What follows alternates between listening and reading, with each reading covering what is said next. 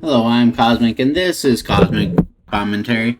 Today I'll be reacting to a video of Hasan reacting to a journalist versus 20 MAGA influencers. So the way I see it is it's me versus 20, 21, 20, 22 idiots. Not really. Some of them are going to have good points, some of them are going to have bad points, but let's get right into it. All right, let's watch Glenn Greenwald on the Jube. I'm actually very excited about this. One journalist versus 20 Trump We're in a major war. This is probably the clearest expression of MAGA we've ever seen. And Glenn Greenwald is incredible at cooking these guys. Although I have my disagreements with Glenn, he does a great job here. So let's take a look at how insane the Trump MAGA cult is. I like how he says, finally someone's coming along to do this, to do my job, because he's so bad at it. All he shows is how insane he is. He's like, I need someone else to do it, because I'm too insane.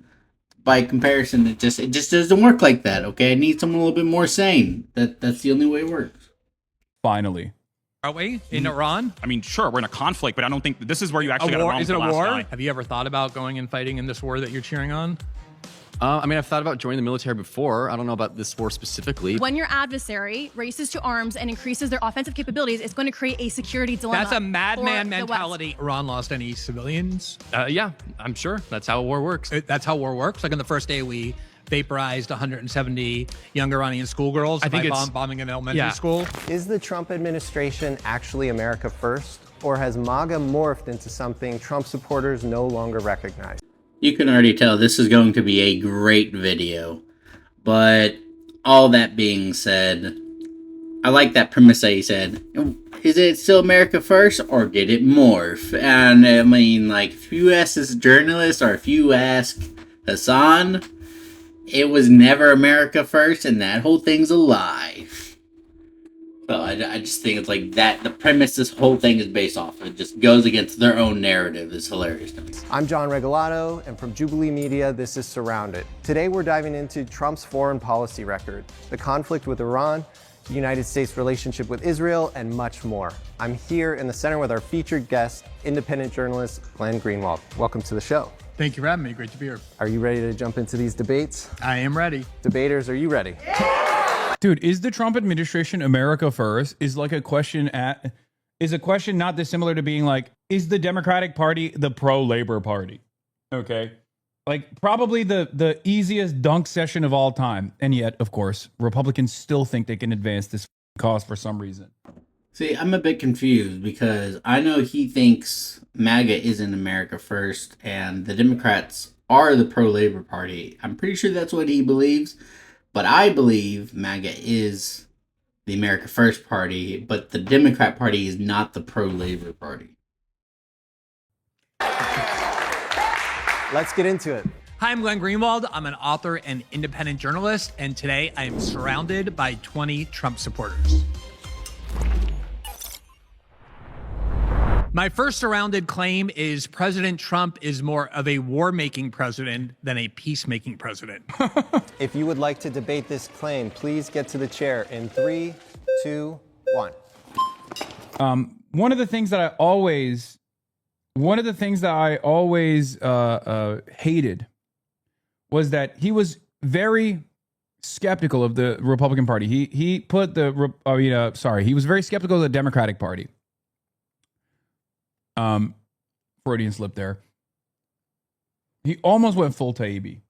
He was very skeptical of the Democratic Party, which is fine.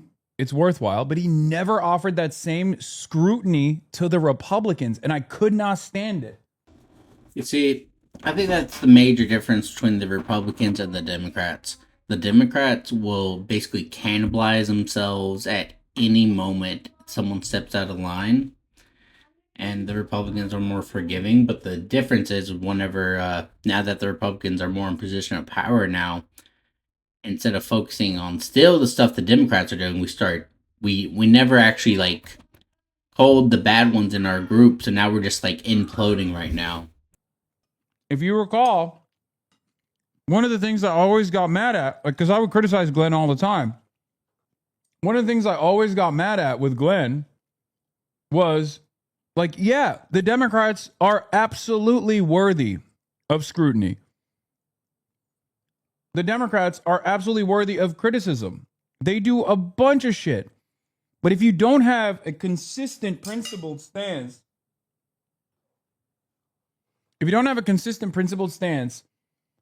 that and don't actually entertain the same line of questioning with the Republicans, or take the Republicans at their word, then you're basically just a Republican. Like, you're a propagandist for the Republican Party, which is insane. You see, we all have our roles here in the political sphere. Some of us have to like go for our party. Some of us actually have to go against our own party. It's just the way it is. Just the way it is. Because at least like there are certain redeemable factors of the Democrats when you look at like all of the issues, right? There are certain redeemable factors of the Democrats as opposed to the Republicans. There's really nothing redeemable about the Republican Party at all. That's hilarious because I feel the exact opposite is true. And then the Democrats can still engage in certain actions that make them irredeemable across the board, like, you know, doing a genocide. That's a huge one. Probably a pretty reliable red line for many. Remember, Hasan thinks a genocide is bad only if it's not done by a Nazi. Hey, nice to meet you. Micah.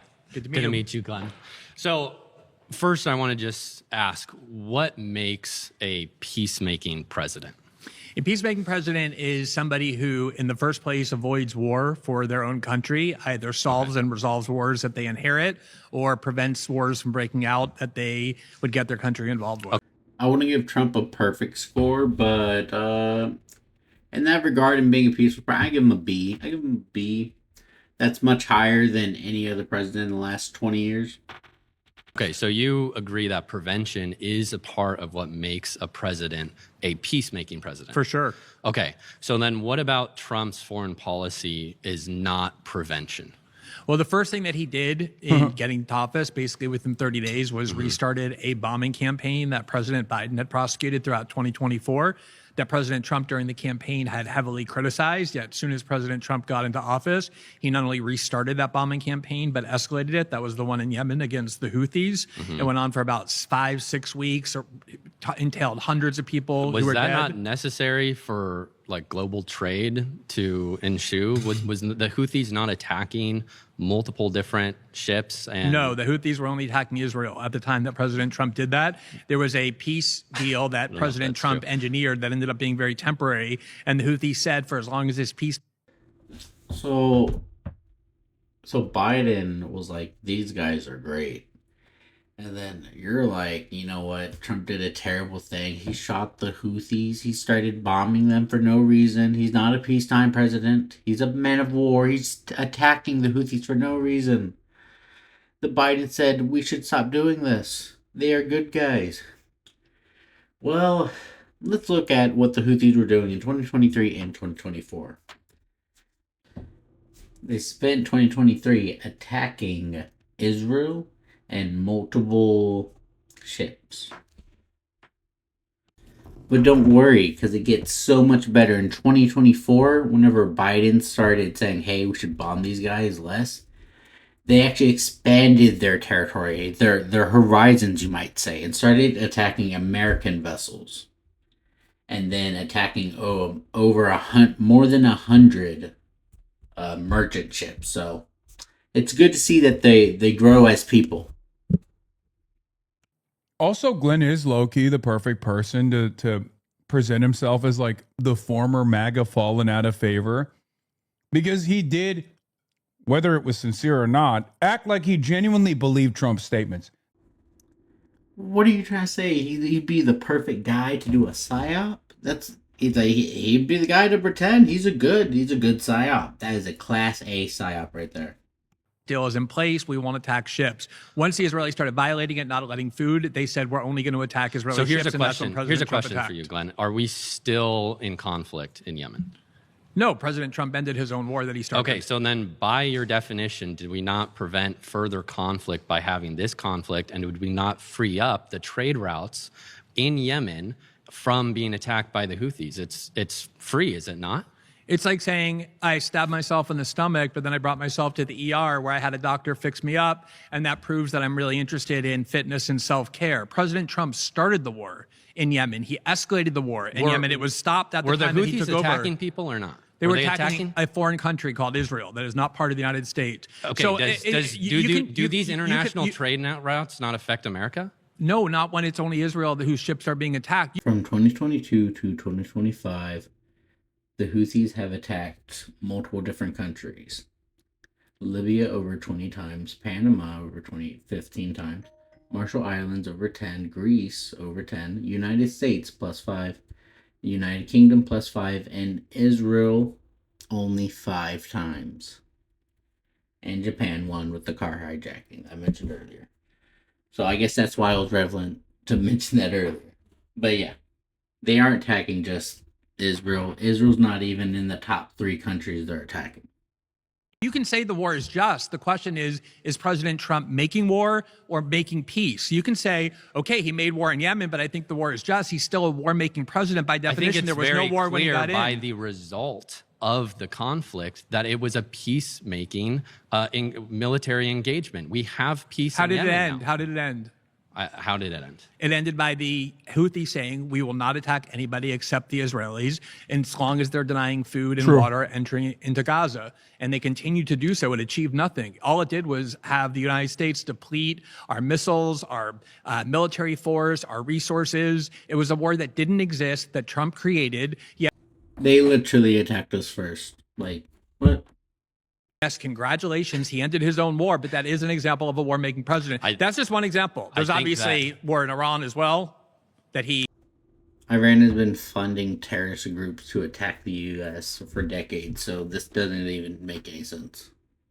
Inherited a presidency where we were not at war with Iran. We are now at war with Iran. We've twice gone to war with Iran under President Trump. That's another war that he's made. Do you not agree that Iran is a major threat and destabilizes the Middle East all the time? I don't, but we'll get to whether the war is just. Fun fact, did you know Iran funded Hezbollah, Hamas, and Houthis and helped train the Iraqi military? Funny thing is Hassan really likes to support Hezbollah, Hamas, and the Houthis. And they're like, look at this. They're funding Hezbollah $700 million annually. This is ChatGPT. Take it all with a grain of salt. Maybe the numbers are like a quarter of this. But still. Hamas, $100 million per year. These are per year numbers. And then it's iffy on the rest. But per year numbers. Again, ChatGPT. Take it with a grain of salt. Question now is, does President Trump make more wars? Well, you seem to be acknowledging I want to go back to what you initially agreed to, though, is that part of what makes a peacemaking president isn't just, oh, we don't start any conflicts. It's actually engaging in conflicts to prevent further conflicts. Buddy, I don't know how to explain this to you, but you're a moron. What do you mean? Oh, he's starting wars to end wars. So he's starting wars. A peacemaking president would end wars. A peacemaking president would retreat from the permanent militant posture that America has around the world. It doesn't make any sense how you could argue with this. You're like, well, I agree with the stuff he's doing, so it's actually for peace. That's the whole point. That's the argument. Hassan is just strawmanning his argument. What the dude is I'm pretty sure he's saying is like, these people are attacking everyone, causing mayhem, and even attacking us, and we need to retaliate. We need to stop this or before it gets out of hand even further, causing a whole situation. That's peace. That's just being a president, American president. That's just something you have to do. It's not even really starting a war. It's dealing with stuff. Like, what do you mean? Oh, well, he ended those wars. Bitch, he started them. Peace. Did you read 1984 by George Orwell? Well, no, I'm just asking. I'm literally. Man, I love that book. I read it in high school, and I am telling you, I need to reread it. It has been forever and a day.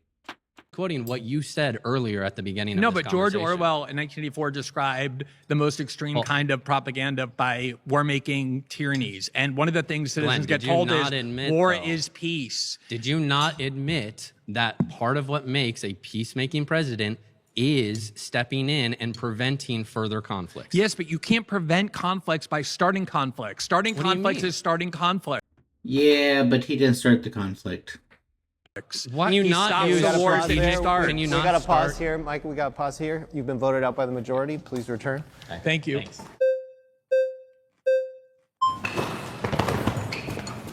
So in reference to Trump being a peacemaking president or a warmongering president, let's say, for example, let's start with the conflicts that he did indeed stop, right? For example, Pakistan, India. Pakistan nominated Trump for the Nobel Peace Prize. They said that he specifically played a big role in preventing that conflict. Well, India disagreed, but... Dude. Okay, I hate watching this. I just like, I remember why I don't like watching Jubilee. Because when I see people that stupid, I'm like I just don't want to be reminded that I'm living on a planet in a country where people are this dumb. Because it's a very sad reminder that every time Trump comes out and says, I ended 9 wars, and we're all laughing around, we're like, haha, who believes this shit? Like, there are people who are eating that garbage up. There are people who are tuning in going, oh my God, that's my president. He ended 9 wars. You can even say these guys needed lobotomy. They have lobotomized themselves, man. They have purposely and willingly lobotomized themselves. He is ending wars, though, right? And isn't that what you want? Being less military, ending the wars, and getting out. That's why they agree with this worldview. That's why they repeat these kinds of talking points. You can only feel this way and talk this way and act this way if you have already been lobotomized. Pakistan, regardless, said that he played a key role in preventing it. We had Thailand versus Cambodia also break out. Cambodia nominated Trump for the Nobel Peace Prize and also said that he prevented that conflict. I'd also say in reference to Venezuela, obviously no one thinks that Maduro was good there. The tyranny was crazy. The way that he was leading the government, everyone agrees. But he was able to take Maduro out, and Daisy Rodriguez, who's now the vice president, is very, you could say, subordinate or servile, right? 50 million barrels worth of oil, restricting Cuba, so on and so forth. And so I would disagree that he's a warmongering president. Okay, the point is not he's a warmongering president. The formulation is he's more of a war-making president than a peacemaking president. So even in your examples, including in Venezuela, you're not denying that he used military force in a way that is considered an act of war by every country on the planet. You're defending the wars that he's making by saying they lead to good outcomes. He just listed you 3 things that Trump prevented war. He prevented war there, prevented war there, and then the Venezuela. And you're like, aha, I have you there, because he did start the thing in Venezuela. I'm like, yeah, but the whole thing you're talking about preventing. So if you're preventing Venezuela being used by China to mess with us and literally disrespect us in our own backyard, I mean, I think that could fall into the prevention method. I mean, I agree with you. That's war, probably. I would say it was necessary. Maybe that makes him a little bit of a wartime president, but he's definitely a peacetime president. Which we can debate, but that's a separate question from the proposition. As far as these wars that you're concerned, that I know he loves to cite, India was vehement that he had no role to play of any meaningful kind in mediating that conflict between India and Pakistan. That is a war that goes back, that conflict goes back many hundreds of years. So does many before of these other Trump. conflicts. But even let me ask you these questions. This question about these other conflicts that you named, were those part of the 2024 campaign? Did Not anyone ever necessarily, but I mention don't that? think that- Right, but you know why? Because they're completely trivial, and because the role that the United States plays in them is also essentially trivial as well. He is just minimizing and moving the goalpost of what Trump did. He's just manipulating the entire situation. He's blowing up things that he's winning arguments on. Anything he starts losing arguments on, he pushes it down. He minimizes it. It's absolutely disgusting. These are and a lot, we can analyze those. Sure. But let's be clear. The real question is, does President Trump make war for the United States? Whether he plays some ancillary role in this. Well, we're in a major war. Well, so let's we're in a major war things. now, So right? We're in a major war, aren't we? In Iran. I mean, sure, we're in a conflict, but I don't think this is where you actually got it wrong. Is it a war? Is it a war? You can call it's a war and a conflict. There's no necessary there's no disagreement there. It's a conflict and a war. It's both, right? But the conflict didn't start recently, right? In 1979, Iran kidnapped 66 Americans and held them hostage for over 400 days, right? So why did they do that? Happened. I swear that why they do that as a kid. It's like a kid finding out new information that they have to close the McDonald's down for the night, that it shuts down every night. I want McDonald's, like, they're closed, sweetie. Why did they do that? Why did they close it? I don't understand. And because they're anti-Western, but hold on, just let me finish this. So the conflict with Iran, or our issues with Iran in reference to specifically the Islamic Republic, started more there. In 1982, 3 years later specifically, there was the Beirut barracks bombing, which I'm sure you're familiar with, where 242 Americans were killed in Beirut. They were there as a peacekeeping force, actually. And guess who specifically, I believe in 2002, a federal judge actually ruled that Iran supplied Hezbollah and gave them intelligence to kill 242 Americans. On top of that, I believe in Venezuela, they have the Quds Force as well that is there. They fund three main terror groups. According to the FDD, they spent about $16 billion doing so, right? Hezbollah, the Houthis in Yemen. And by the way, the last guy, you were also wrong. $200 billion worth of economic damage in reference to the Red Sea, where 1/10 of trade goes through. Were we at war with Iran when President Trump was inaugurated? No, we weren't directly in Are we in at terms war of, now? Right, so I he think made I would, that I war, would say, right? wait, He was a hold war on, stop. No, So I mean, we talked a lot. I would say that we were already answer. in a Why is this journalist talking like he's a child? But were we at war? Were we at war? Like, yeah, they were killing like hundreds of us and we're like destroying ships. But like, were we at war? Huh? Slap-jawed 4-year-old drooling kind of shit. Like, what? conflict. I would say that yes, generally, not like war in terms of declaring war conspicuously, but yes, we've been in a conflict, a long-standing conflict. The proposition is President Trump is more of a war-making president. Right. I don't think any of those conflicts were made by Trump.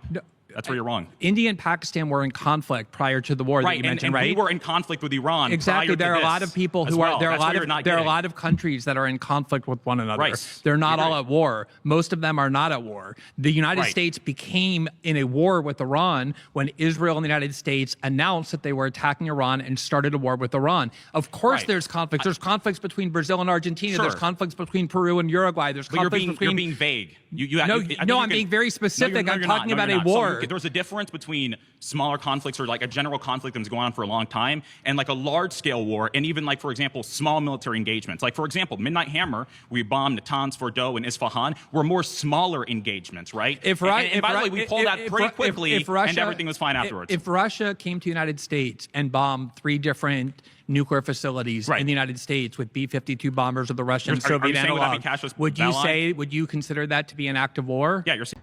Yeah, but what if one of the countries paid, trained, and funded and supplied, 3 mercenary groups to attack the other country for over 30 years, and then went to another country and trained their soldiers to attack the other country for multiple years? Wouldn't that also be an act of war? Because that's exactly what Iran did with the terrorist groups. It would be casus belli, right? No, I'm not casus talking about belli means act of war. Yeah, would you? So it would be casus belli. That's the answer. Okay, congratulations on using Latin. Right. I'm just wanting to. I don't want to necessarily test your language. That would be an act of war, right? Yeah, the same way. Hold on. The same way that, for example, the IRGC, the Pakistani guy that was recently convicted, he admitted that the IRGC paid him and tried to give him intelligence to assassinate Donald Trump around the time where Butler happened. That's also casus belli. Were we at war with Iran? The fact that the IRGC tried to kill our president. Were we at war with Iran? Were we at war with Iran? He's literally trying to sweep under the rug that the fact that they were trying to kill our president. Going, yeah, but were we at war? But did he die? Were we at war? But did he die? You know what I mean? It's ridiculous. war. Were we So at yeah, war? we've been in conflict you and said an active war with no, Iran for a very long time. Okay, but you just, and it's funny that you're not mentioning you're not mentioning the fact that 242 Americans were killed in Beirut in 1982. The United States has killed countries throughout the Middle East. You know what President Reagan did in response to that? He said the reason this happened is because we have a military base in Lebanon where we shouldn't be, and he withdrew those troops.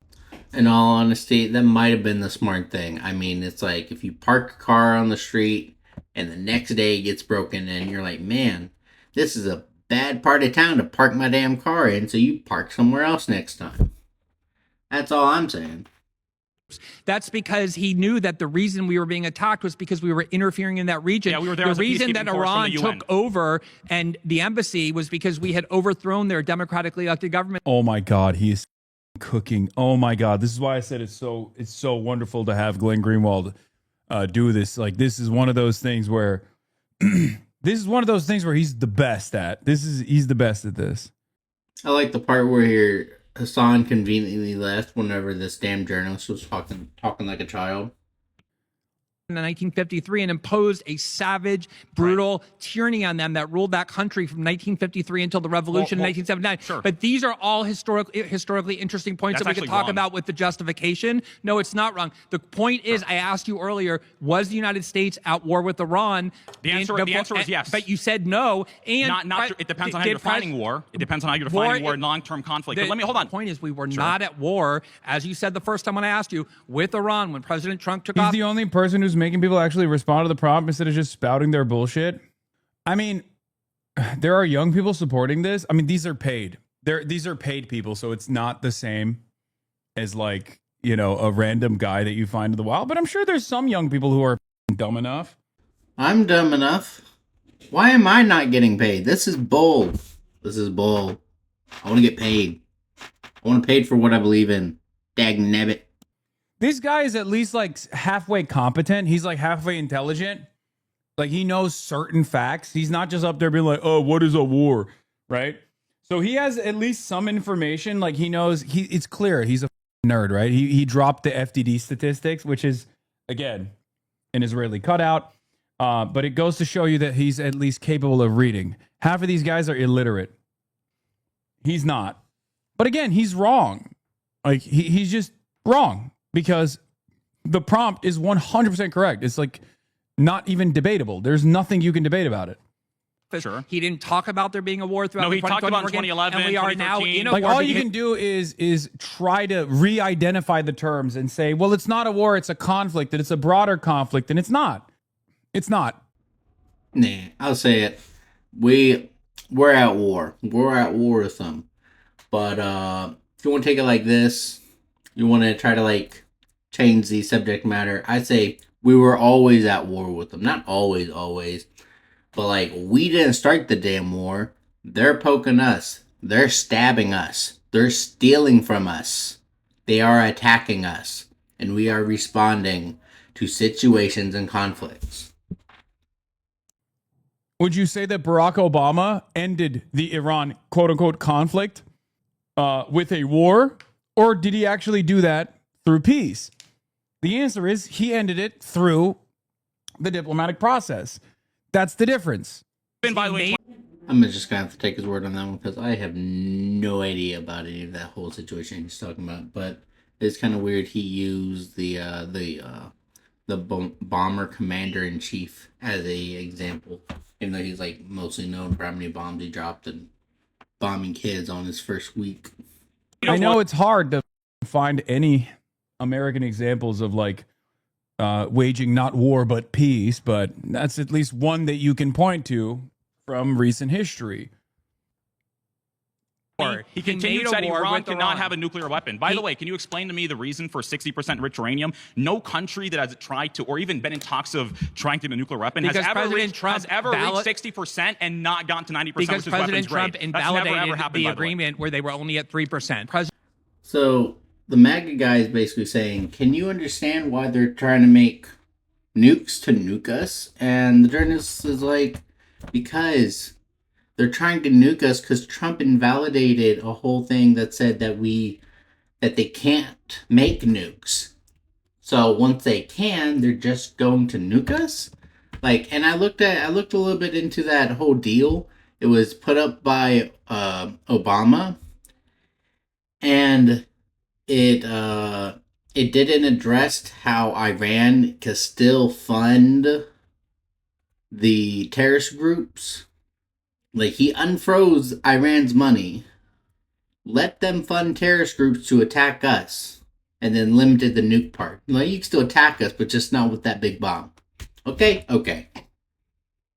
President Trump make this war? No, that's not. The answer is no. So we were at war. We have been at a general conflict with Iran, or you could say even a war. For I am saying over 47 years. And President Trump just forgot to mention that we were at war when he was running for president in 2024. Never said, "Hey, no, by the way."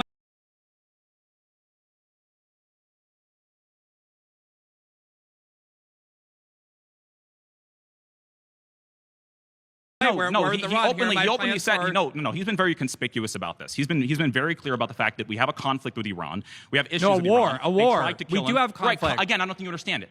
Wars can also be conflicts. Exactly, so but conflicts aren't necessarily wars. The question is, was there a war with Iran? And if so, why didn't President Trump bother to mention, hey, by the way, we're at war with Iran in 2024? And what are you talking about? You even brought up how you pulled out of the peace treaty in 2018. Whenever you pull out of a peace treaty, that kind of means it's back on, doesn't it? You literally said, hey, he pulled out of the peace treaty, so of course they're going to make nukes to nuke us with. What are you talking about? He's been very conspicuous about it. So the war didn't start. What would be the incentive? Just like, hey, we're at war with Iran. Look, everyone understands that we've been at a long-term conflict. Nobody understood because it was never true. We got to pause here. Can we just hear your response, and then we got to stop? Yeah, there were several wars that President Trump started in Yemen, Venezuela, and Iran. You can say they're just or not, but these wars did not exist. Nobody said they existed during the 2024 campaign, including President Trump. And when he announced them, he announced them as with the United States in 2024. All right. Dude learned conspicuous yesterday. I hate all these other debaters just emulate Charlie Kirk's methods, talk fast, talk confidently and loud, and bombard with lies. I mean, that's just that's a consistent thing. It's not just Charlie Kirk. Charlie Kirk didn't invent that method.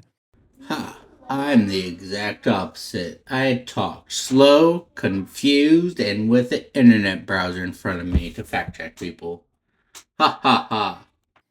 Also, what's up with this guy also becoming a suit and tie guy? I see this. Pass. Yeah. Good to talk to you.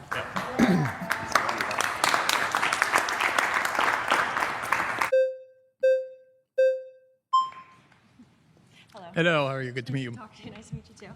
Okay, so I want to get back to the prompt about peace versus war. So the way I look at it is the first Trump administration was a peaceful administration. There was no new wars that were started, right? We have the Abraham Accords, which Trump should have won a Nobel Peace Prize for because it was historic. And then we had some.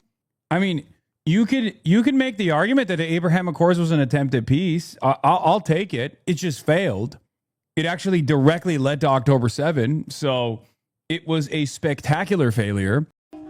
So I tried to look into how did the Abraham Accords lead to October 7th.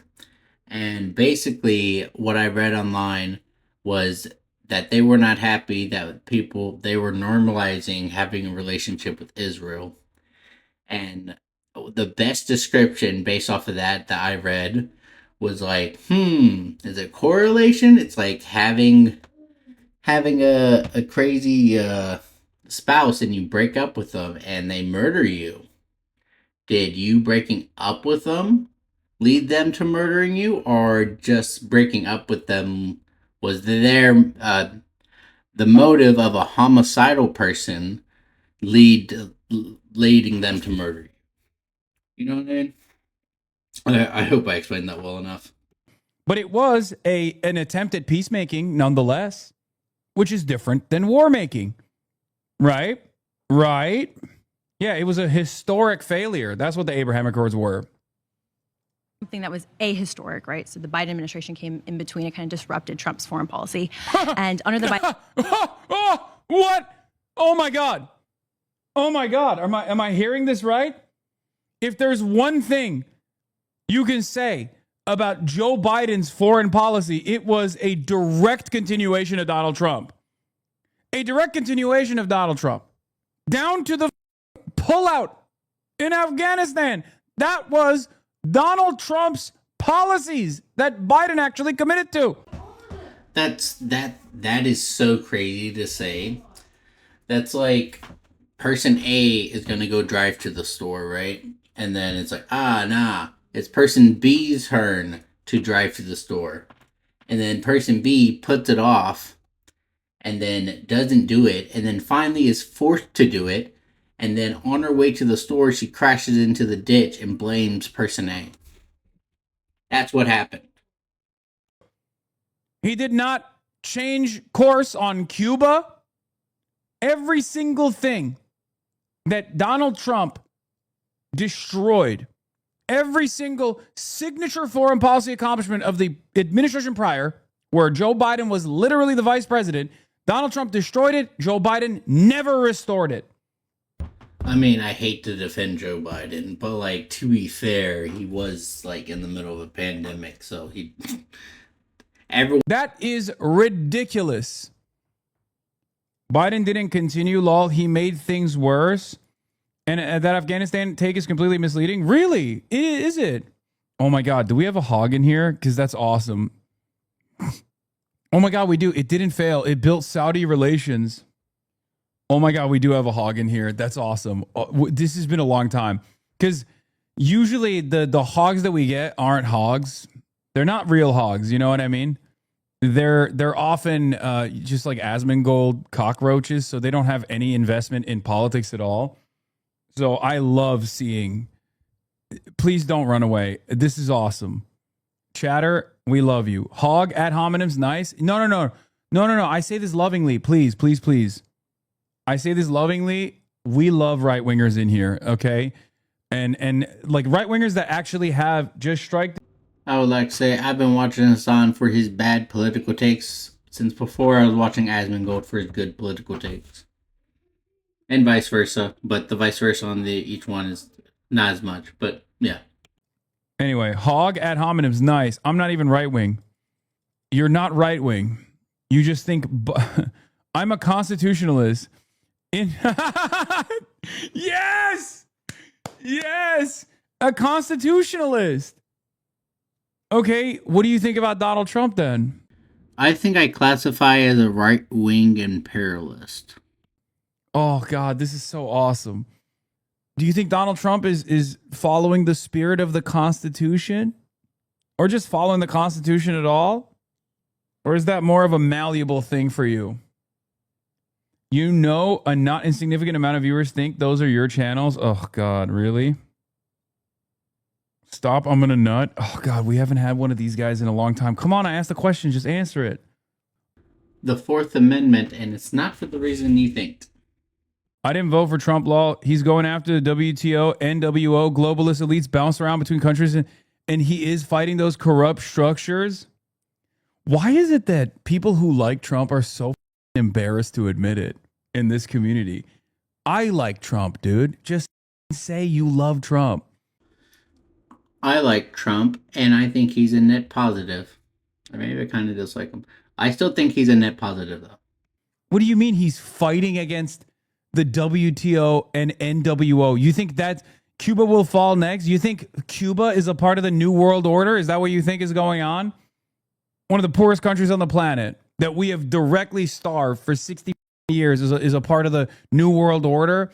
So the on paper New World Order is a program or group that was started like 60, 70 years ago after World War II. And the whole thing about that is like, you have like the New World Order, and then they're bumping heads with like the right wing in America and the Jews right now. But I mean, I could go into it, but there's like a string of pattern and puppets that show like they're all just one big branch. So, like I said, I think Trump's a net positive, but I feel like the whole thing's controlled anyways. Anyone who thinks Donald Trump is going after the WTO and the NWO is an idiot of the highest magnitude. Donald Trump is a slave to capital. And these are mere, well, NWO is just bullshit anyway. But like what you think is the New World Order is the old world order. It's just capitalism. I don't think it's capitalism. I think the New World Order is like a bug brain parasite. One of those parasites that get into bugs, that get into the brain and literally control them. Yeah, that's literally what the entire idea of creating the New World Order back in like the 50s. That was precisely the idea, is to control everything through economics. By the way, that's all for me today. Like and subscribe, and if you want me to finish the rest of that hour and a half video that I did not do, get this video up to 100 likes. I know this video will never reach it, and I'll be honest, if it takes more than 3 months, I ain't going back to it because it's old news. I don't know why I said up to 3 months. I ain't even getting a view on this video. So this whole conversation is pointless. No one's ever going to hear this.